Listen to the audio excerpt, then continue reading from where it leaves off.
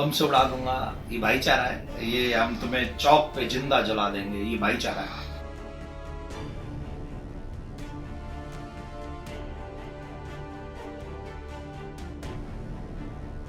तब तक चीखता रहेगा जब तक 100 करोड़ 110 करोड़ हिंदुस्तानी सनातनी जग नहीं जाए।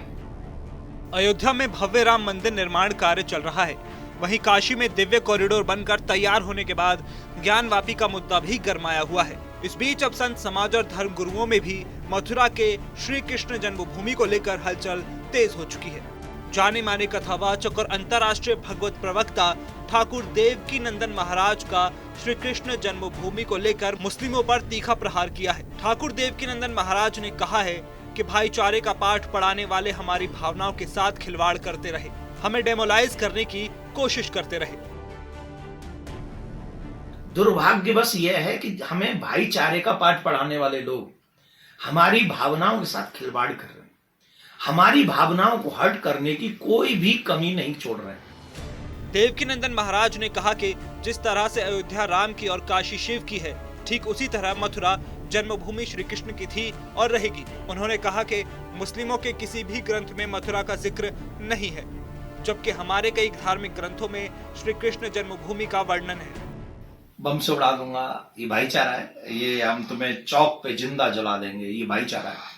या तो तुम मथुरा जन्मभूमि की बात करना बंद कर दो, नहीं तो हम तुम्हें चौक पे जिंदा जला देंगे। ये भाईचारा निभाएंगे वो हमारे साथ।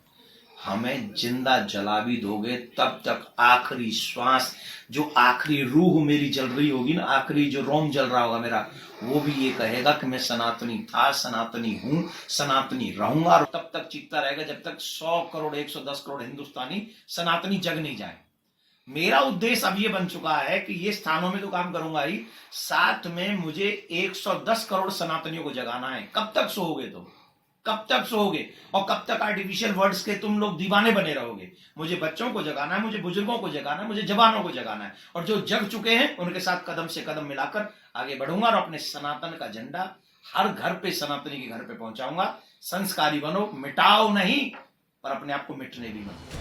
देवकीनंदन महाराज ने 1991 की पीवी नरसिम्हा राव की सरकार के दौरान आए कानून का जिक्र करते हुए कहा कि क्या पीवी नरसिम्हा राव भगवान श्री कृष्ण को मानते थे, और वो श्री कृष्ण को मानते थे तो किसी व्यक्ति का फंडामेंटल राइट कैसे छीन सकते हैं। भाईचारा निभाने वाले कहते हैं कि 1991 में, कब नरसिम्हा राव सरकार थी, तब ऐसा कानून आ गया था कि अब इसके आगे हम नहीं झगड़ेंगे। व्हाट डू यू मीन नहीं झगड़ेंगे? नरसिम्हा राव कृष्ण को मानते भी थे क्या? अगर कृष्ण को मानते भी थे तो उन्होंने ऐसा कैसे कानून बना दिया? किसी भी व्यक्ति को फंडामेंटल राइट, अधिकार आप कैसे छीन सकते हैं? ठाकुर देवकीनंदन महाराज ने मुस्लिम समाज को ऑफर देते हुए कहा कि अगर मुस्लिम हमें अयोध्या, काशी, मथुरा सौंप दें तो हम उन्हें 3 मस्जिद बनाकर देंगे।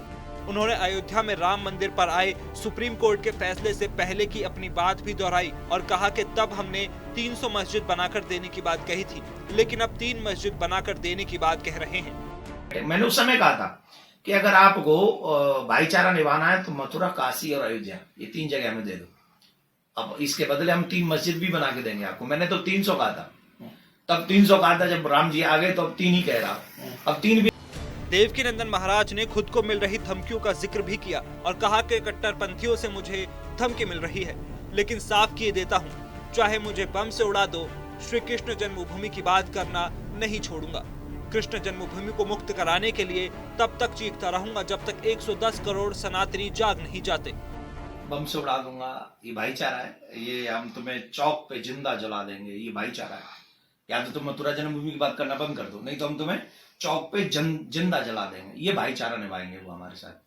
हमें जिंदा जला भी दोगे तब तक आखिरी श्वास, जो आखिरी रूह मेरी जल रही होगी ना, आखिरी जो रोम जल रहा होगा मेरा, वो भी ये कहेगा कि मैं सनातनी था, सनातनी हूं, सनातनी रहूंगा। और मेरी आखिरी रुआ भी मथुरा को आजाद कराने के लिए, कृष्ण भूमि को आजाद कराने के लिए चीखता रहेगा। और तब तक चीखता रहेगा जब तक 100 करोड़ 110 करोड़ हिंदुस्तानी सनातनी जग नहीं जाए।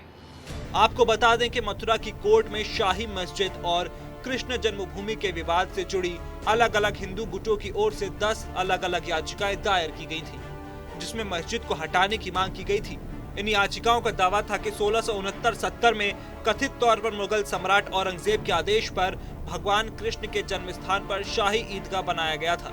इस मामले में श्री कृष्ण जन्मभूमि और शाही ईदगाह विवाद मामले में सर्वे का फैसला सुनाते हुए कोर्ट ने 20 जनवरी तक नक्शा समेत विवादित स्थल की सर्वे रिपोर्ट दाखिल करने के आदेश दिए थे और इस मामले में सोमवार को शाही ईदगाह पक्ष ने सर्वे को लेकर कोर्ट में अपनी आपत्ति भी दर्ज कराई है।